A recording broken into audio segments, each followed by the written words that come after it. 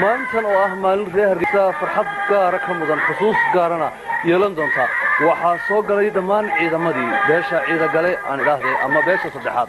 oo tiradoodu ay ka koobnayd 994 askari tignikana waxa ay wateen ama gaadiidka ay qoryaha culculus saaran yihiin elidka diyaaraduhu 14 baabuur iyo 2 taangi oo ah nooca silsilada leh maanta oo ah maalin aad u weyn horeba idinku soo sheegay waxa beesha hogaaminayay horkacayna suldaanka guud ee beelaha ciidagale waa si ay ilaahdeen suldaan maxamed suldaan cabdulqaadir iyo suldaanka labaad ee beesha waa suldaan galaal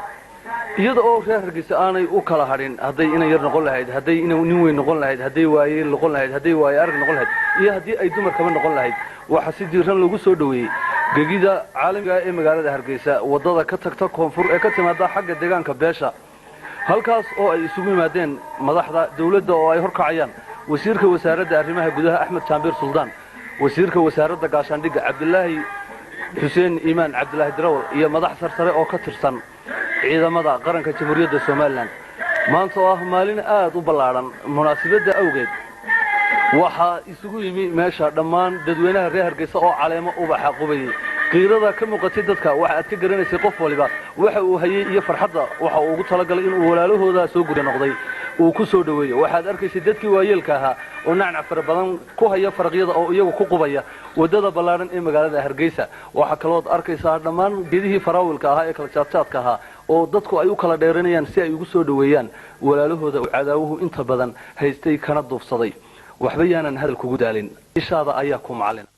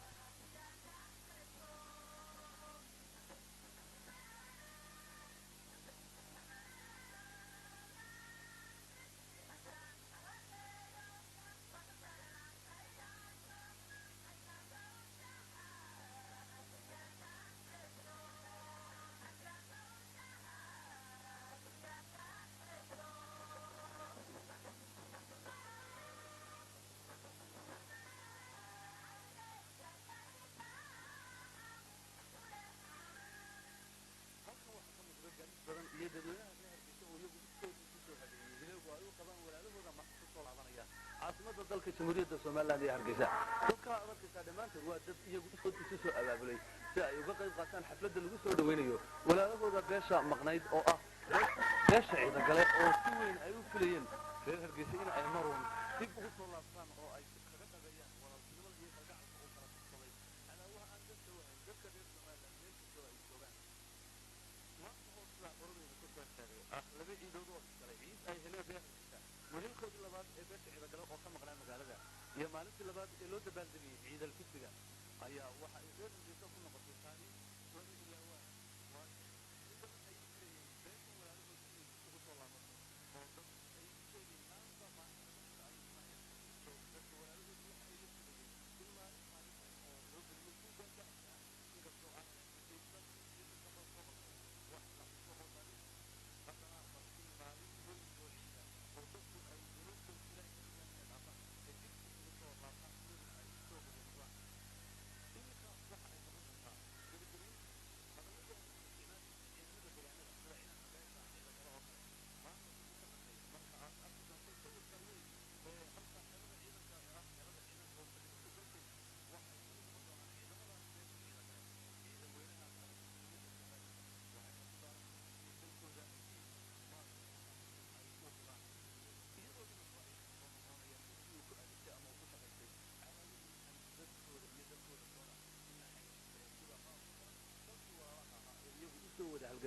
isugu diray kana dhigay mid uu iyagu ka faa'iidaysto iyo mid uu dilo kii uu ka faa'iidaysanayo waxba yaan hadal kugu daalin daawasho wacan reer Hargeysa oo walaalahood si weyn u soo dhaweynaya